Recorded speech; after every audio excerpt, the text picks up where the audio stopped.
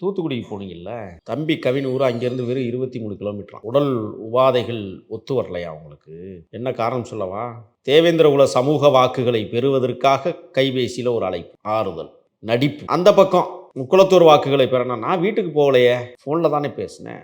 என்றைக்கு நான் உங்கள் பக்கம் தான் நிற்பேன். இல்ல ஒரு ஆறுதல் சொல்ற விஷயத்துல கூட இந்த கோணத்தோட ஆறுதல் பார்க்கணுமா? சொல்றது படுகொலை செய்யப்பட்டு 2 நாள்ல அன்னைக்கே அல்லது 3வது நாள் 4வது நாள் சொல்லியிருக்கணும். தம்பிய எரியூட்டப்படுகிற போது எனக்கும் ஒரு மிகப்பெரிய வருத்தமா இருக்கிறது. நான் இதை உற்று நோக்கி கொண்டிருக்கிறேன்.